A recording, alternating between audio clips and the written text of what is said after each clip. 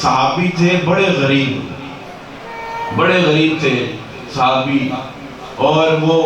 گھر بھی نہیں تھے رکھتے جہاں رہ سکے، وہ اپنے حالو کے گھر میں رہا کرتے تھے اور حالو کی بکریاں چرایا کرتے تھے۔ باپ آپ کا صاحب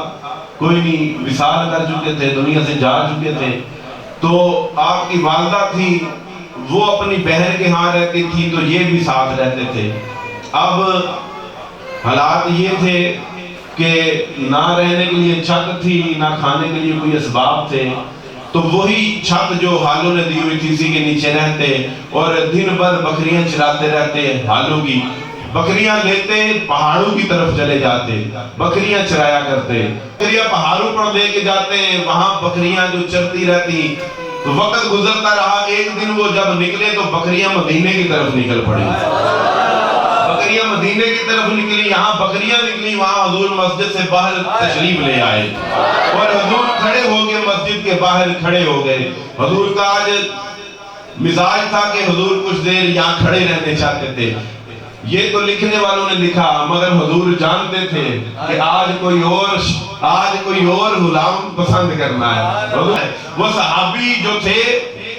وہ مدینہ شریف کی طرف ان کی بکریاں نکلی، وہ بھی ساتھ چل پڑے، تو بکریاں جو تھی وہ حضور کے قریب سے گزری، تو وہ جو صحابی تھے ان کی نظر پڑ گئی حضور پر، وہ جوان تھا ایک اس وقت تک، اس نے کلمہ نہیں تھا پڑھا، آج حضور کو دیکھا، جب حضور کو دیکھا تو حضور مسکرا پڑے، جب حضور نے مسکرا کے دیکھا تو وہ بکریاں بھول گئے،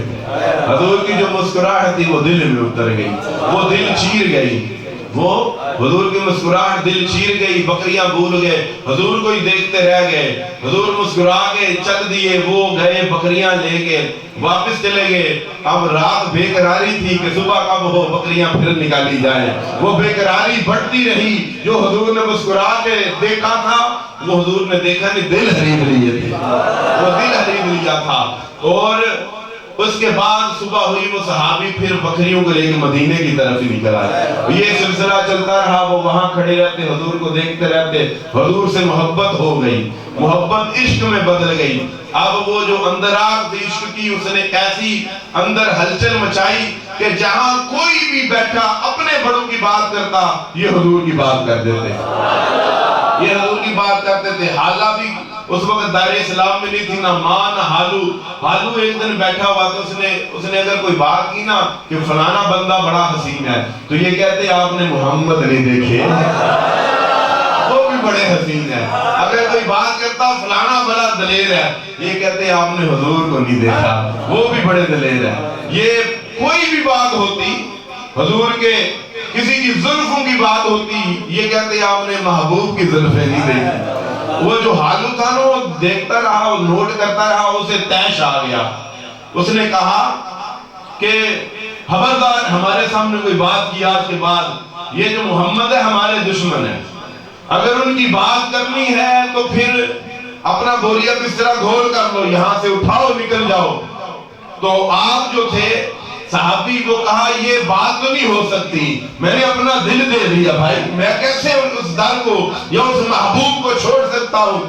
حالو نے کہا راتوں رات یہ مقام چھوڑ دو، گھر چھوڑ دو۔ جو ماں تھی وہ بے چین ہوگی، بیٹے کو لے کے سائیڈ پہ گئی، توجہ آپ رکھیں، بیٹے کو لے کے سائیڈ پہ گئی اور جا کے کہا ہمارے پاس تو رہنے کے لیے گھر بھی نہیں، ہمارے پاس رہنے کے لیے گھر بھی نہیں، تو حالو کی بکریاں چراتا ہے، لنگر پانی مل جاتا ہے، گزر بسر ہو جاتا ہے، تو کس راہ پہ چل پڑا۔ تو وہ جب ماں سامنے روئی، صحابی کہتے ہیں کہ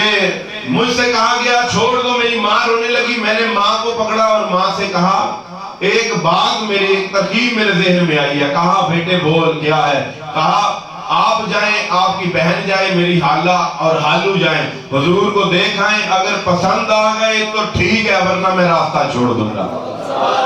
کیا سودا کیا، بڑے بڑے سودے کرتے ہیں لوگ، مگر یہ سودا بھی عجیب تھا۔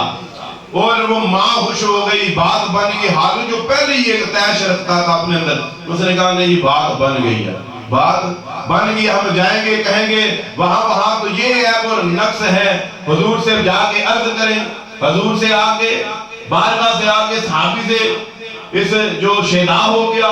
حضور کی محبت میں اسے وہ باتیں رکھیں گے، حضور کے عیب گنائیں گے، یہ کہے گا کہ یہ مطمئن نہیں ہوئے لہذا یہ بھی چلا جائے گا. وہ ایک دائرے سے جو مسلمان ہے کم از کم وہ تو کم ہوگا نا، ایک مسلمان ہمارے کھاتے میں آ جائے گا. یہ بڑی خوشی کے ساتھ انہوں نے کہا چلو ٹھیک ہے، رات گزارتے صبح حضور کے پاس جاتے ہیں. یہ صبح اٹھے،